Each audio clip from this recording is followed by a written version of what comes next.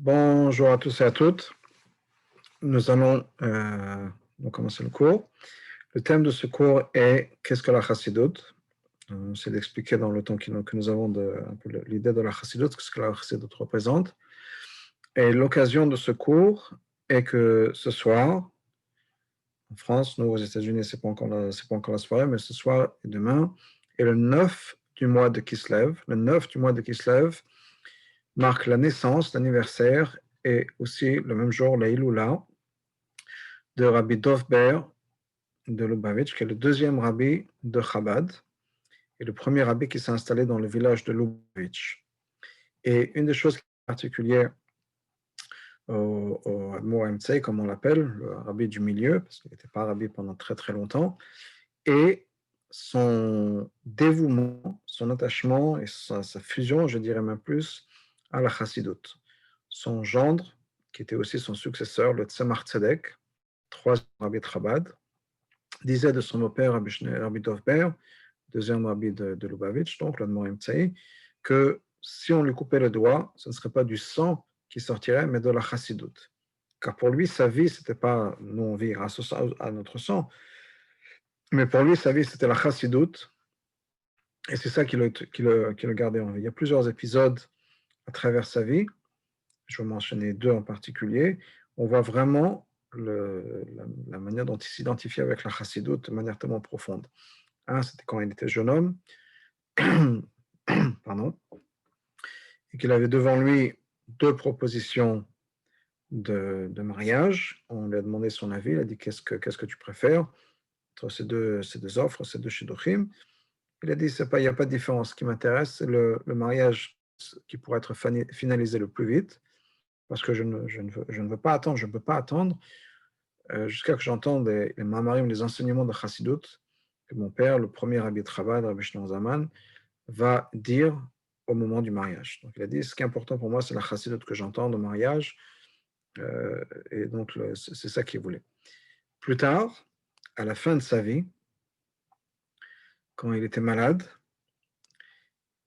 il était plus ou moins conscient, semi-conscient, mais si le docteur lui donnait la permission d'enseigner la chassidoute, alors là, il revenait à ses facultés et il enseignait la chassidoute et ce qu'on appelle dans le langage chassidique un mahamar, et c'est d'ailleurs comme ça qu'il est décédé, au milieu d'un enseignement. Il parlait d'un neshama qui est chaim, neshama de vie. À ce moment-là, son âme est partie. L'enseignement de la chassidoute. D'ailleurs, le Admor Emtsai, le Mitterrebe, a été mis en prison, mais les docteurs ont recommandé qu'il ait besoin d'avoir un minyan pour pouvoir enseigner la chassidoute, parce que sinon sa vie serait en danger, et donc il avait besoin pour sa santé de pouvoir enseigner la chassidoute. Donc juste quelques vignettes pour montrer le lien entre ce rabbi en particulier et la chassidoute. Bien sûr, chaque rabbi de Chabad est un maître de la chassidoute, mais ce rabbi-là en particulier s'identifiait de manière très très profonde avec les enseignements de la chassidoute, et donc j'ai décidé de parler de ce que ça représentait que la chassidoute. Qu'est-ce que la chassidoute? Le jour d'après le 10 du mois de Kislev est le jour de la libération du même rabbi, Rabbi Dov Ber, donc le deuxième rabbi de Chabad. Il avait été accusé par les autorités zaristes, entre autres, de faire des détournements d'argent, et bien sûr avec l'idée derrière de créer une révolution, c'est pour ça qu'il avait besoin d'argent. Et il a été emprisonné, puis ensuite libéré le 10 du mois de Kislev. Donc le 9 Kislev, son anniversaire Saïloula, le 10 du jour de sa libération. Cette libération s'est passée un an après, pardon, je ne dis pas un an après, c'est passé le dernier 10 Kislev de sa vie. Il est décédé l'année d'après, le 9 Kislev, ce qui fait que le premier anniversaire de sa libération, le 10 Kislev, c'était le premier jour, c'était le jour qui suivait l'enterrement. Donc ça n'a pas accroché d'une certaine manière en tant que grande fête, grande célébration, puisque c'était le début des Shiva, mais malgré tout un jour important dans le calendrier chassidique. Comme je disais, Rabbi Dov Ber était donc le premier rabbi de Lubavitch à s'installer dans la ville de Lubavitch. Le Admor Ken, Rabbi Shneur Zaman, l'auteur du Tanya, était dans la ville de Liozna puis Liadi. Et au moment des guerres de Napoléon, La famille s'est sauvée de là où ils étaient. Et après la guerre, quand le Rabbi Dovber a voulu se réinstaller, il a choisi le village de Lubavitch, et d'où le nom de Chabad. Donc la Chassidut Chabad est devenue depuis son époque identifiée avec le nom de Lubavitch, qui est un village en Russie. Voilà. Alors, pour revenir à notre sujet, donc la Chassidut, qu'est-ce que la Chassidut? Trouvons beaucoup de points sur la Chassidut. Une des explications dont on va parler aujourd'hui est que la Chassidut correspond à ce qu'on appelle les secrets de la Torah. Dans notre texte, on voit la Chassidut comme étant décrite comme l'âme de la Torah. La Torah étant le corps, ça veut dire, et il y a une âme à ce corps. Qu'est-ce que ça veut dire? Qu'est-ce que ça veut dire les secrets de la Torah? Qu'est-ce que ça veut dire que l'âme de la Torah? Alors bien sûr, l'étape suivante, c'est de définir la Torah. Qu'est-ce que la Torah? Puisqu'il s'agit donc des secrets de la Torah, qu'est-ce que ça représente la Torah? La Torah, nous sages nous disent que c'est Chochmato v'otzono shel HaKadosh Baruch Hu. La sagesse et la volonté de Dieu. C'est-à-dire que la Torah, ce n'est pas bien sûr juste des lois, ce n'est pas juste des histoires, même si on ouvre le Chumash, on voit des histoires, en particulier le livre de Bereshit, et même après. Une bonne partie de la manière dont la Torah choisit de faire passer son message, c'est par des histoires. Et le livre de Bereshit, en particulier, le livre de l'histoire du monde, puis l'histoire des Havot, jusqu'à la formation du peuple juif dans le livre de Shemot. C'est bien sûr pas des histoires, c'est pas juste des halakha, même si c'est important. Mais, comme je disais, la Torah, c'est Chochmato Rotzono Shel HaKadosh Baruch Hu, c'est la sagesse et la volonté de Dieu. La volonté de Dieu, qui s'exprime entre autres dans les mitzvot, c'est quelque chose qui est profondément attaché, profondément uni avec Dieu.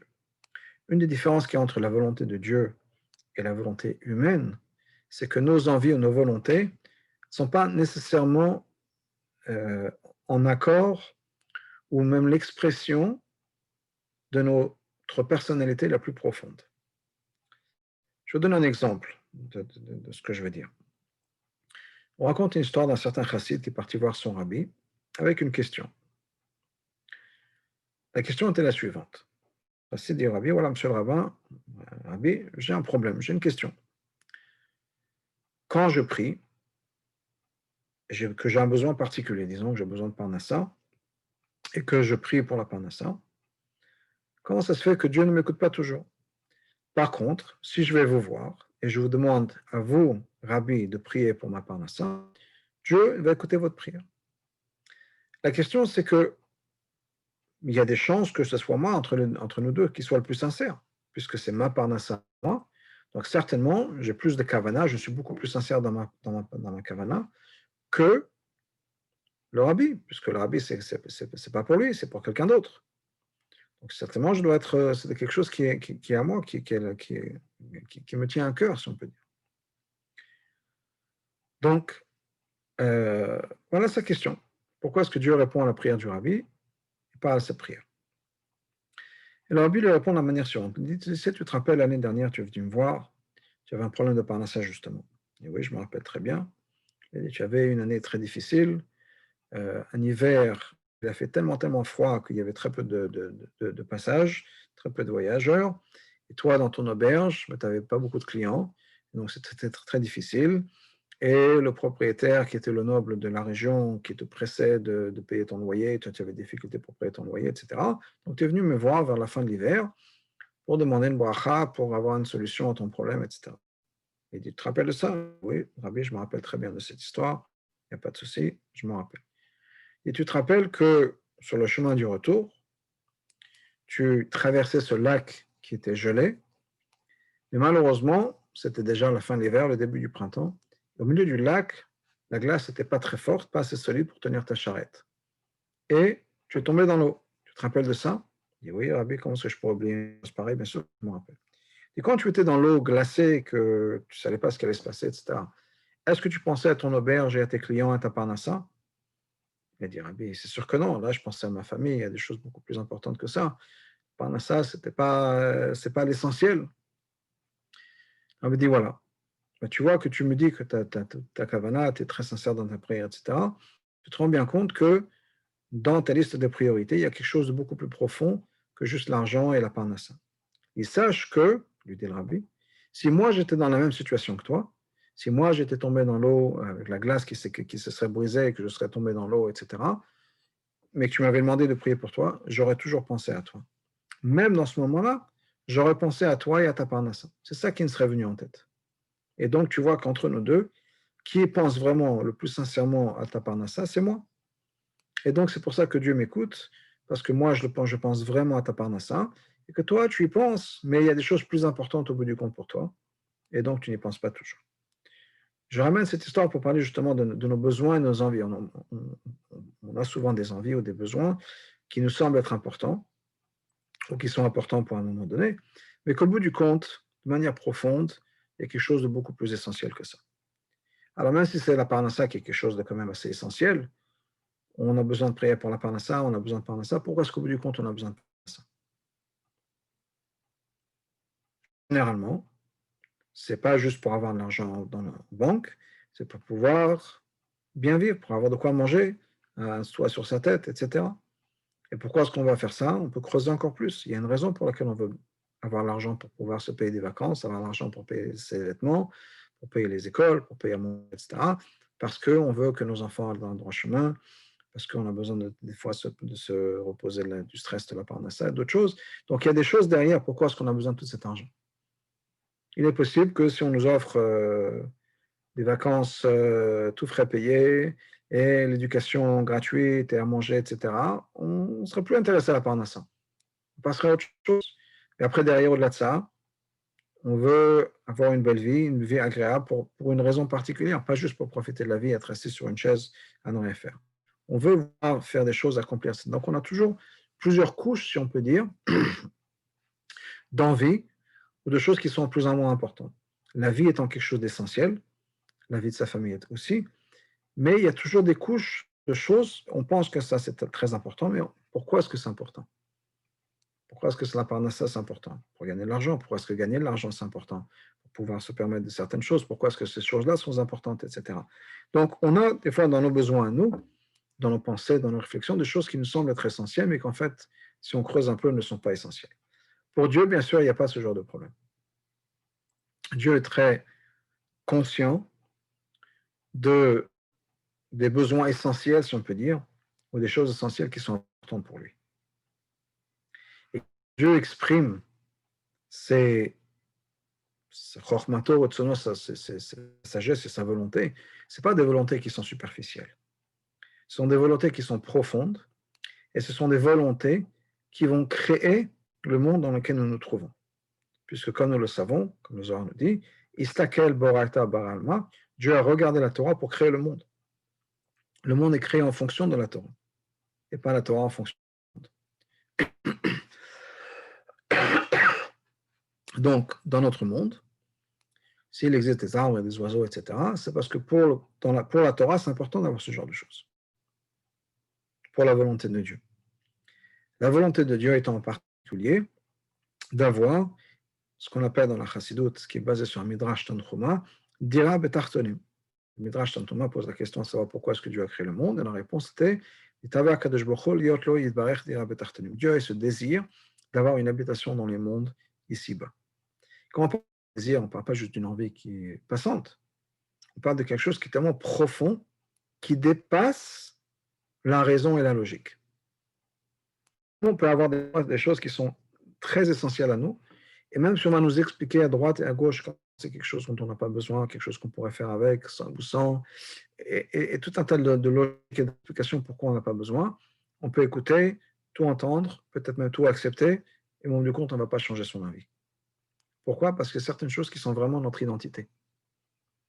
C'est un besoin qui est tellement fort et tellement profond à l'intérieur de moi qu'il n'y a aucune explication qui pourrait me satisfaire, qui pourrait me dire, OK, je peux faire ça. Parce que c'est mon identité. Par exemple, une identité profonde de l'être humain, c'est qu'on a besoin d'avoir un chez-soi. C'est quelque chose qui est profondément important. C'est tellement important que je vais partager avec vous une histoire que j'ai lue dans un livre d'un réfugié de la Shoah. Quelqu'un qui a survécu les camps de concentration, et qui raconte la chose suivante. Il a dit que après la Shoah, il essaie de rentrer chez lui dans son village. Il habitait en Hongrie quelque part. Et il arrive dans son village, et malheureusement, comme beaucoup ont eu cette expérience, même ceux qui ont survécu les camps, en essayant de rentrer dans leur village, il voit que sa maison a été récupérée, reprise par des goïms du village, et qu'ils l'ont chassé. C'était malheureusement, comme je dis, la situation pour beaucoup, où l'horreur ne s'est pas arrêtée après les camps de concentration. Beaucoup ont essayé de rentrer chez eux dans leur village, dans leur maison. Il y a eu des pogroms après le retour des Juifs dans leur village, en Pologne, en Hongrie, en Russie, en Ukraine, etc., où beaucoup de Juifs qui ont voulu rentrer chez eux ont été chassés par les goïms de la région, qui avaient récupéré leurs biens, leurs propriétés, leurs maisons, etc., qui ont chassé les Juifs avec des pogroms et autres de leur maison. Et ce monsieur écrit que quand il a compris et réalisé que sa maison n'était plus disponible et qu'il était vraiment ce qu'on appelle maintenant SDF, sans domicile fixe, il a dit que c'était une sensation de perte encore plus profonde que ce qu'il a vécu dans les camps. Et pourquoi? Parce que dans les camps, on avait au moins un chez-soi. Alors c'est un chez-soi horrible. C'était les baraques dans les camps de concentration, avec les lits qui étaient planches en bois, remplis de poux et toute l'horreur des camps de concentration. Mais au moins, on avait ce chez-soi. On appartenait à quelqu'un, à un endroit. Une fois qu'il s'est retrouvé chassé de chez lui, de ce qu'il espérait être chez lui, il a dit, maintenant je suis complètement parti à la dérive. Il y a un moment de déprime qu'il a pris, profond, après cette expérience, après avoir été chez lui. Pourquoi? Parce qu'un être humain a besoin profond d'avoir une habitation. On a été créé à l'image de Dieu, et parce que Dieu a cette image, ce besoin profond, un besoin de manière divine, mais une envie profonde d'avoir une habitation. La Torah, c'est l'expression de la sagesse et de l'envie de Dieu. Ce qu'on va retrouver dans la Torah, c'est le livre dans lequel Dieu s'est exprimé. Et pas juste exprimé pour raconter des histoires, c'est ouvert complètement à l'humanité, et en particulier au peuple juif, et a donné son essence. Comme la lecture chassidique de la Gemara dans Shabbat, la Gemara Shabbat qui parle du matin Torah, du don de la Torah, nous parle entre autres du mot de Anochi, qui est le premier mot que Dieu a adressé à l'humanité entière, et au peuple juif en particulier. Anochi, Hashem Elokecha, etc. La Gemara dit que le mot de Anochi, c'est quoi? Ana, Nafshi, Ktavit, Yavit. Anochi, c'est 4 lettres qui sont les initiales de 4 mots en araméen. Ana, Nafshi, Ktavit, Yavit.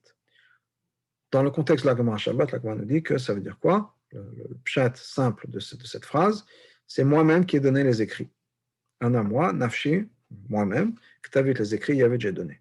C'est Dieu qui nous a donné la Torah. Mais la Chassidoute lit ce texte de manière un peu différente. La Chassidoute lit cette même phrase en disant Ana, Nafshi, moi, mon âme, Ktavit, les écrits, Yavit, j'ai donné. J'ai donné mon âme dans les écrits. C'est que quand on étudie la Torah, ce n'est pas juste une liste de lois, ce n'est pas juste une histoire des Avot ou d'autres choses, de nos patriarches, c'est Dieu lui-même qui s'est investi, qui a mis son âme dans la Torah. Donc quand on étudie la Torah, on a accès à la volonté la plus profonde de Dieu. Tout ce qu'on a besoin de savoir sur Dieu est écrit dans la Torah. Si on veut connaître Dieu, si on veut savoir ce que Dieu attend de nous, si on veut savoir ce qui est important pour Dieu, qu'est-ce qui fait plaisir à Dieu, qu'est-ce qui ne fait pas plaisir à Dieu, tout ça, on va retrouver tout ça dans la Torah.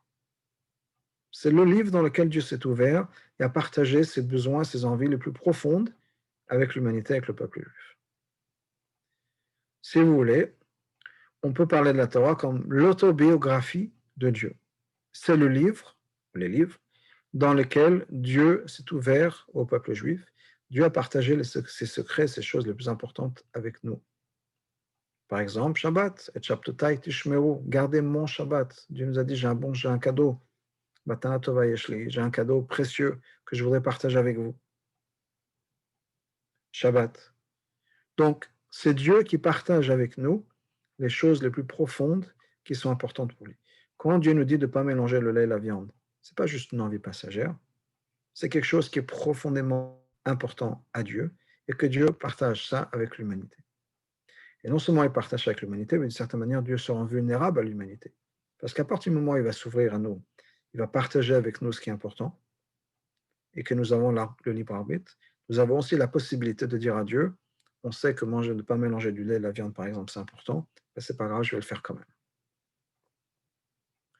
Mais Dieu l'a fait. Dieu s'est ouvert à nous, avec le risque, si on peut dire, et Dieu a partagé ça avec nous.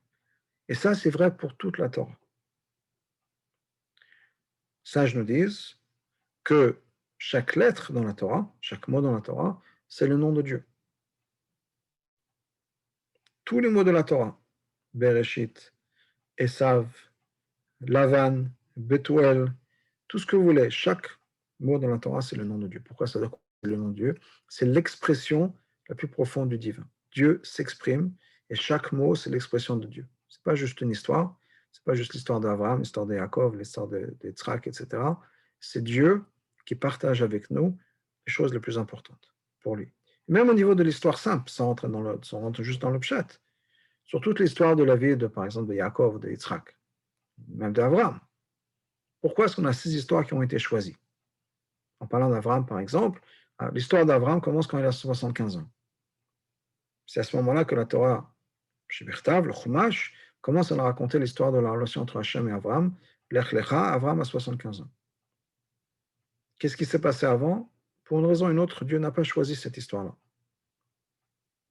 Sur les histoires qui sont passées avec Abraham, Yitzhak et Yaakov, Yitzhak en particulier, on sait que très peu de choses. Qui a décidé que c'est ça dont on a besoin de savoir et le reste on n'a pas besoin de savoir? C'est Hachem. Donc quoi qu'il arrive, même si on s'agit de l'histoire, si on peut dire de ces gens-là, malgré tout, c'est Hachem qui a dit ces histoires-là, je veux les partager, c'est important pour moi.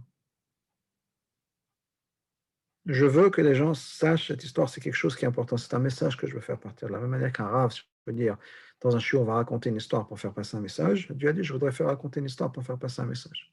J'ai un message à faire passer par cette histoire.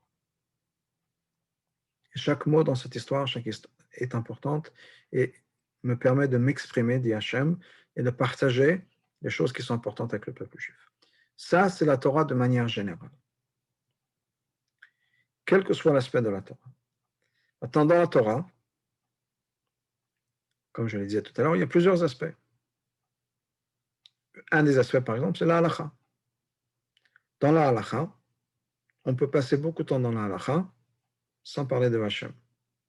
On peut étudier la halachot de Shabbat, on peut étudier la halachot de tout un tas de choses, la halachot, je ne sais pas, de mariage, de gitin, tout le Choshen Mishpat.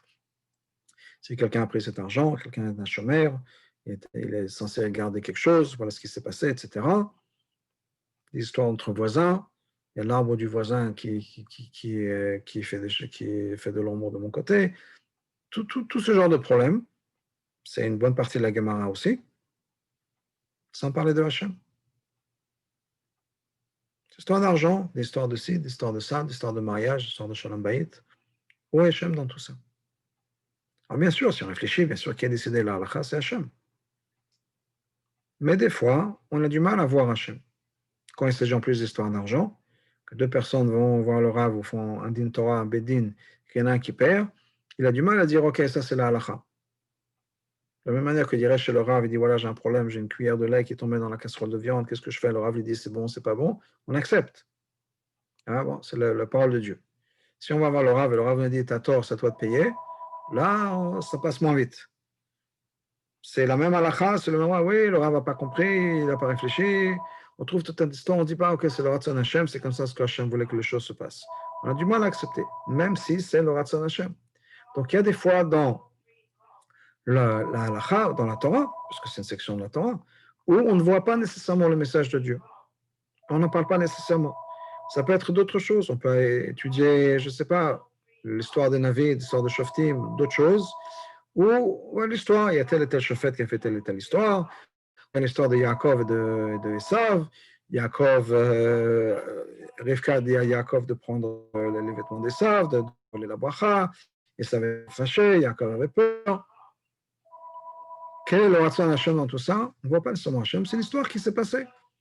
Le fait que Yaakov a préféré Yosef à ses frères, c'est une histoire qui s'est passée et qu'on essaie de comprendre au maximum, etc. Ou, juste pour finir avec ça, je ne sais pas, l'histoire de Yitzhak et Rivka qui sont passés chez Avimelech et qui dit que c'est ma sœur et qu'Avimelech voit que ce n'est pas sa sœur. Ce n'est pas le message de Hachem, c'est une histoire qui s'est passée. Et voilà, où est le message de Dieu, le message divin dans cette histoire qui s'est passée? Donc, on ne voit pas toujours la présence de Dieu dans la Torah qu'on est en train de regarder. Pour se servir d'autres mots, le divin ou Dieu est caché des fois dans la Torah. Il y a un certain aspect qui est le divin qu'on ne voit pas toujours. C'est ça le secret de la Torah. Le secret de la Torah, ça ne veut pas dire que c'est un secret que personne ne doit parler. C'est quelque chose qui est caché dans la Torah, qui est Hachem. Et des fois, on n'y pense pas toujours. Ça me fait penser à une histoire que j'ai dû raconter ici, du petit-fils de Rabbi Akiva Eger, Rabbi Leibel Eger, qui est devenu un chassid. Et son introduction, si on peut dire, à la chassidoute, à la pensée chassidique, s'est faite dans le village de Kotsk, chez le rabbi de Kotsk. C'est là où il a commencé à faire son chemin dans la chassidoute.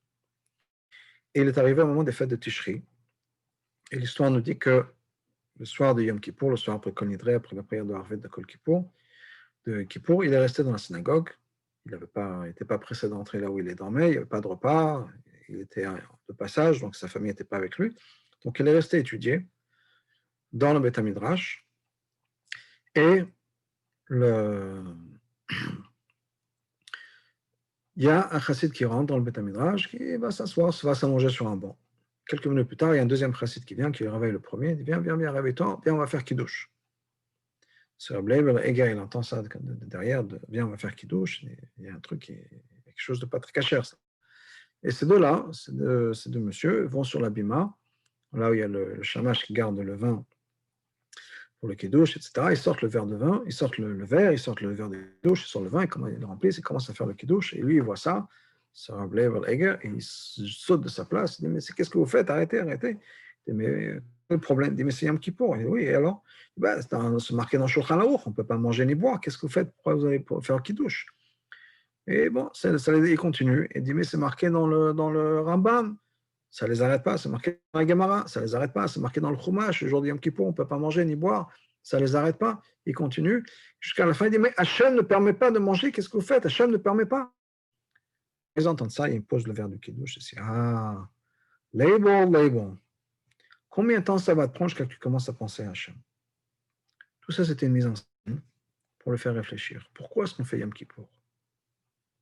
Est-ce qu'on fait Yom Kippour parce que c'est marqué dans tel et tel livre qu'il faut faire Yom Kippour? Est-ce que c'est la date dans le calendrier? Ou bien parce que vraiment, ça fait partie de ma relation avec Hachem. Et des fois, dans l'étude qu'on a, on perd un peu cette vision profonde de la raison pour laquelle on fait la Torah et les mitzvot, ou même on étudie la Torah. Et donc, la chassidoute, c'est l'étude, si vous voulez, de ce qu'on appelle le secret de la Torah, ou bien de l'âme de la Torah. Pourquoi est-ce qu'on parle de l'âme de la Torah? Parce que c'est l'âme qui va donner la vie au reste.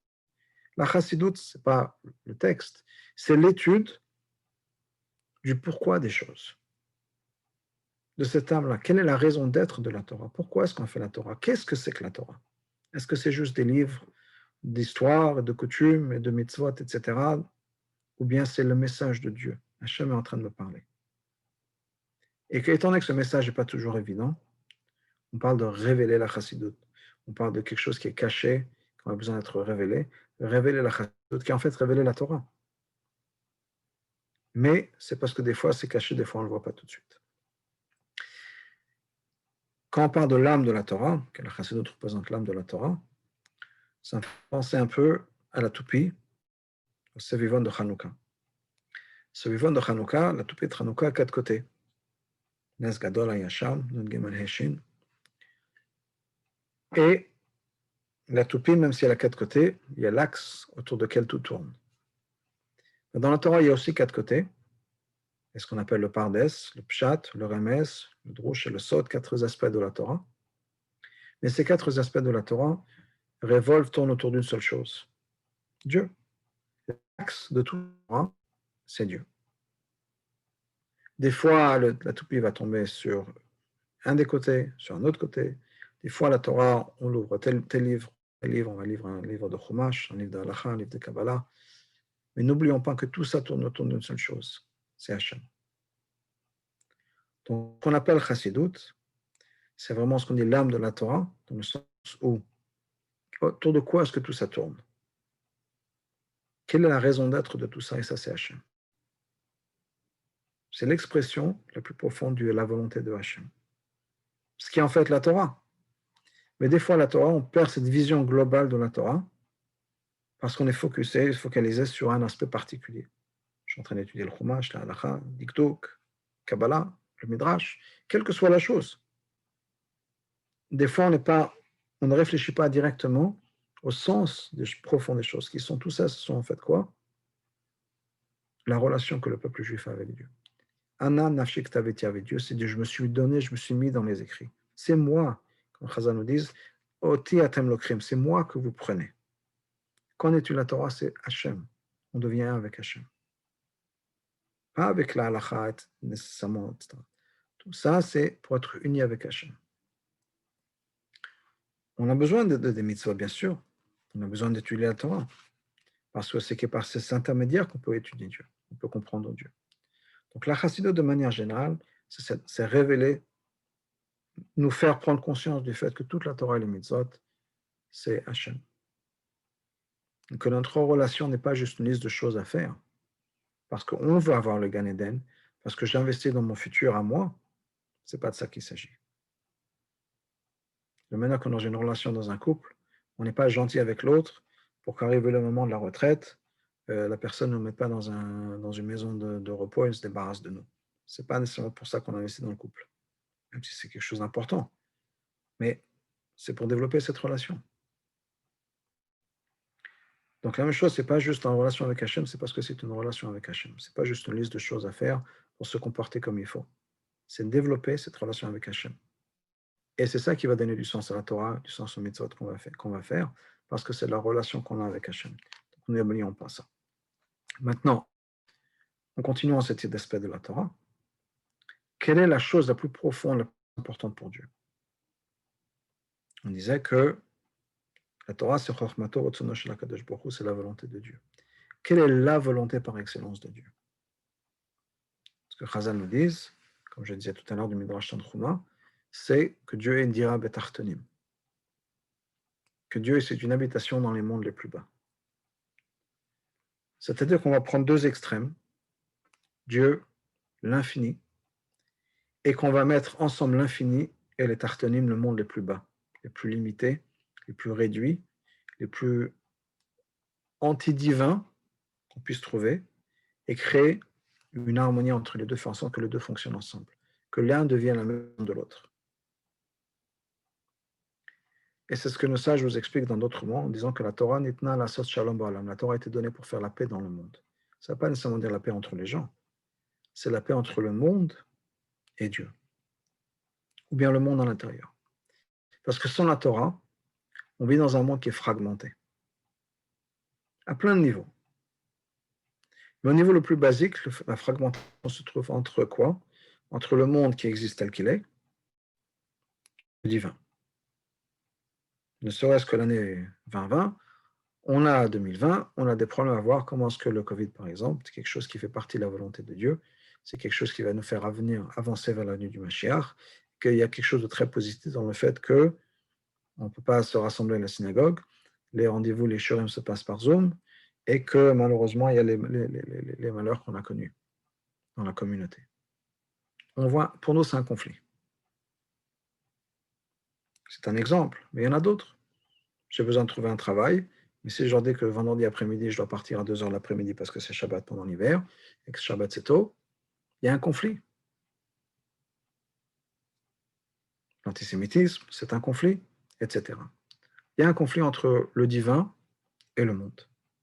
Et la Torah nous explique le concept de la Torah, c'est quoi? C'est la sot shalom ba'olam, de faire la paix dans le monde. C'est-à-dire de montrer, par l'étude de la Torah, que tout ce qui se passe n'est que l'expression de la volonté de Dieu. Et si par exemple les choses sont fermées, et que le rabbin nous en dit c'est ce qu'il faut faire, c'est la volonté de Dieu. Des fois on fait la volonté de Dieu d'une manière, des fois on a la volonté de Dieu d'une autre manière. Il y a des choses qui se passent de manière différente. Okay? Fameuse histoire de Rabbi Zoucher de Anipoli et Rabbi Lemer de Lizensk, qui était enfermé dans une cellule où il y avait un pot de chambre et il ne pouvait pas prier, et Rabbi Lemer qui était très déprimé du fait qu'on ne pouvait pas prier. Rabbi Zoucher a dit, mais c'est la volonté de Dieu. Des fois, Dieu veut qu'on le serve en priant, des fois, Dieu veut qu'on le serve en ne priant pas. Cette vision de la Torah, c'est de dire qu'effectivement, il n'y a rien d'autre que Dieu. Et c'est ce que la Chassidut nous offre, qui n'est pas différent de la Torah de manière générale, mais c'est rester vraiment focalisé sur l'essentiel. Qu'il ne s'agit pas de servir Dieu en priant et il y a d'autres choses, et ne pas prier, ça va contraire à Dieu. Il dit non, des fois, ne pas prier, c'est la volonté de Dieu. Ça ne veut pas dire qu'il faut ne pas prier. Des fois, de la même manière que des fois, prendre la voiture Shabbat, c'est une mitzvah. Si on a besoin d'amener quelqu'un à l'hôpital, Dieu préserve pour des bonnes choses. Quelqu'un qui doit donner naissance, une dame qui doit. La Torah nous dit prendre la voiture le Shabbat. Ah, c'est Shabbat, on ne peut pas prendre la voiture. Oui, mais des fois, il faut le faire. Ce n'est pas les contraires à la volonté de Dieu, c'est la volonté de Dieu dans certaines circonstances. Donc là, la Torah nous offre cette vision des choses. Cette Torah nous dit, voilà, quand on étudie la Torah, on comprend Dieu, on arrive à donner un sens au monde qui nous entoure. Et ça, c'est dans ce que la Chassidut nous amène, la Torah de manière générale, mais la Chassidut en particulier nous amène, cette idée de dire Abet Tartani. Et le point essentiel de tout ça, le plus tarton de tout, c'est notre cerveau. Et notre cerveau, des fois, a du mal à accepter le divin. Et par l'intermédiaire de l'étude de la Torah, par l'intermédiaire de l'étude de la Chassidut, qui est donc l'âme de la Torah, qui nous explique le pourquoi et le comment des choses, qui nous dit que tout ça c'est le divin, c'est la volonté de Dieu. Ne pense pas qu'il y a des choses différentes, qu'il y a un conflit entre le monde et Dieu, etc. Tout ça c'est la volonté de Dieu. Il faut juste avoir une vision différente des choses. Comprendre, penser et réfléchir à Dieu. Quand on prend cette habitude-là, quand on a cette réflexion qui est tournée vers le divin, on a une certaine paix interne, une paix avec le monde. Parce que ça va changer notre manière de voir les choses. Ça va changer notre expérience de tout. Et donc, ce dire Abet Tartoni va passer par ma compréhension des choses, par ma vision des choses. Est-ce que je vois un monde qui est fragmenté ou est-ce que je vois la main de Dieu dans chaque événement, dans chaque chose qui se passe? Plus je prends conscience de la présence de Dieu, plus je prends conscience que tout est dirigé par Dieu, plus je suis en paix. Et plus le monde est en paix avec Dieu. Il n'y a plus ce conflit. Et ce que la Chassidut Chabad nous offre, en particulier dans le monde chassidique, qui est une compréhension des choses. Parce que la majeure partie des textes chassidiques à l'extérieur de la Chassidut Chabad ne vont pas nécessairement donner une explication des faits. Ils vont expliquer, c'est comme ci et c'est comme ça. C'est la volonté de Dieu, ne pas mélanger du lait et de la viande, c'est chesed et gvura, ou autre chose, mais ça s'arrête là, on n'a pas nécessairement une explication logique et rationnelle que nous pouvons, nous, en tant qu'êtres humains, comprendre. Donc ça ne va pas nécessairement changer ma manière de réfléchir. Je peux accepter, si on me dit que c'est comme ci, c'est comme ça. Est-ce que ça veut dire que je peux comprendre, que je l'explique, que je peux l'expliquer, que je peux l'expliquer à quelqu'un d'autre? Pas nécessairement. Donc il y a toujours un conflit en moi. Il y a la partie de choses que je comprends. Il y a certaines choses que je ne comprends pas, mais bon, j'accepte, mais je ne comprends pas. Donc en moi, j'ai deux parties. Si j'arrive à comprendre tout, dans la mesure humainement, où c'est humainement possible, mais plus je comprends, plus je peux créer d'harmonie en moi et dans le monde qui est autour de moi. Donc la Chassidut Chabad, parce que c'est justement quelque chose qui est fait de manière méthodique, qui va nous expliquer la chose de manière la plus rationnelle, c'est pas juste accepter des certains faits, avoir développé sa émouna, mais c'est vraiment changer sa perspective, nous permet de vraiment révéler ce côté de la Torah qui est la relation que j'ai entre moi personnellement et Dieu, et le monde et Dieu. Donc de créer cette harmonie à l'intérieur de nous. C'est ce que, on va finir avec cette idée-là, c'est l'idée que beaucoup de Rebbeim ont exprimé autour de la libération de Yud Kislev, la libération de Yud Tet Kislev, l'idée de Pada Beshalom Nafshi, que la guerre soit faite de manière pacifique. Pas une guerre, mais au contraire dans l'harmonie. Parce que par la compréhension, comme de la même manière qu'il y a deux personnes dans un couple, deux personnes qui se disputent, si on avait créé un compromis, tout le monde est d'accord, on avait vraiment créé une paix. Si on impose une paix, parce que l'un est plus fort que l'autre, il n'y a pas vraiment. Donc, on demande à ce qu'il y ait une harmonie, shalom, que la Torah nous permette, par la compréhension de la Torah, par l'étude de la Chassidut, de vraiment comprendre la relation que j'ai moi avec le divin, de venir en paix dans cette relation, et par cette paix-là, va venir la paix qui sera la paix universelle, la relation de Dieu sur terre. Là, on a une compréhension globale de tous ces éléments-là. Pourquoi est-ce que le Covid, c'est l'année 2020, c'est l'année qui nous amène, qui nous rapproche de Mashiach avec tout ce qui s'est passé? Pourquoi ci, pourquoi ça? Le Rabbi a parlé de la Shoah. Pourquoi est-ce que la Shoah, pour l'instant, on n'a pas une manière de comprendre la Shoah. Comment est-ce que la Shoah nous approche de Mashiach? C'est incompréhensible. Mais à l'époque de Mashiach, on aura une vision globale, on va tout comprendre à ce moment-là. On pourra voir la main de Dieu dans tout. Pour l'instant, il y a encore des choses qui ne marchent pas. En tout cas, donc la Chassidut, pour résumer très rapidement, la Chassidut, c'est justement ce concept qui est des fois caché dans la Torah, que la Torah, c'est la relation de Dieu avec le monde, la relation de Dieu avec le peuple juif, la relation de Dieu avec moi. On appelle ça le secret ou le c'est caché parce que des fois, on n'en a pas conscience. La Chassidut, c'est justement l'étude qui va nous permettre de prendre conscience de cette réalité profonde. Dieu me parle, Dieu s'exprime par l'intérieur de la Torah. Si je veux savoir quoi que ce soit sur Dieu, ça se trouve dans la Torah. Et je devrais vouloir, si je suis dans une relation, j'aimerais bien connaître la personne avec qui je suis dans cette relation. Donc, étudier la Torah pour développer cette relation, pour changer ma manière de voir, pour ma perspective de cette relation que j'ai avec Dieu, que le monde avec Dieu. Et si tu veux, quand on aura vraiment transformé ce perspective, on aura l'avenue de Mashiach très, très bientôt. Voilà. S'il y a des questions.